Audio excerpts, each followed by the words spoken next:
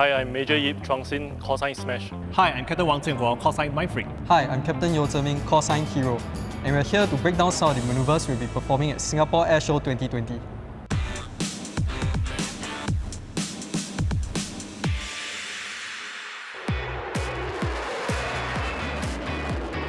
What you see here is the maneuver that we call the wheel of fire. It is essentially a slow loop with flares actuated as we go around the loop. The first thing you notice in this video are the tree lines over here. This is the place where we conduct our rehearsals, which is at Pulau Sudong.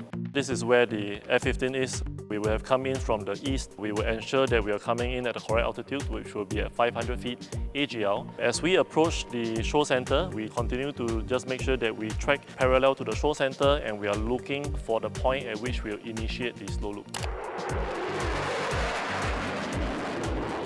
What is happening here is that the aircraft will have subscribed a circle. So at this point here, as we approach the apex just over 4,000 feet above the ground, what I'm actually trying to do here is slow down the aircraft to as slow a speed as possible.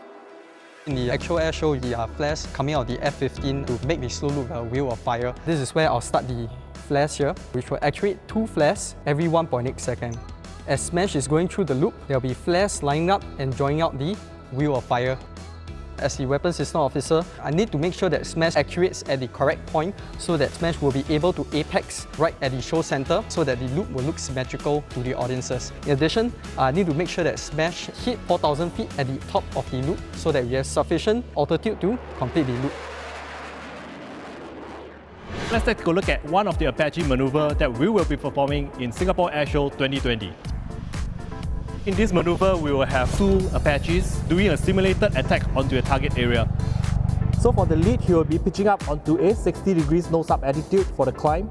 Once we arrive at the apex, we will be at approximately 0 speed, where the pilot will initiate a pedal turn for a 180 degrees heading change. So at this point of time, I'll be looking at the sky, and in the instance, on the tail sweep, I will be looking at the ground, heading down for a nosedive. During the engagement, I'll be looking out for my wingman before I join up with him. The helicopter relatively operates low. It's just a matter of seconds before it reaches the ground. We also have to watch out for this ground rush. If we are not careful, we might cause our aircraft to dive into the ground.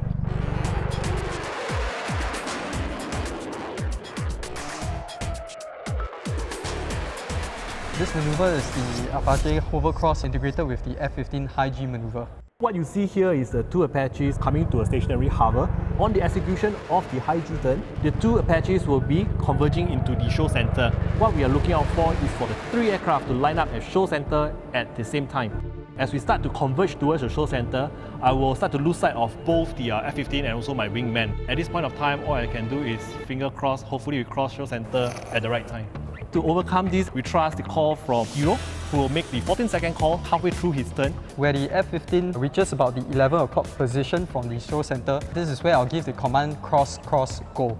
At the command go, the Apaches will start the hovercross, which will take 14 seconds. I think the first time that we actually managed to nail all 3 aircraft in the center was maybe after 2 or 3 sessions. Everyone thought that we were lucky that day. I remember my FDM saying, we'll probably not see this again. But then it also kind of gave us the additional pressure to try to reproduce this every single time.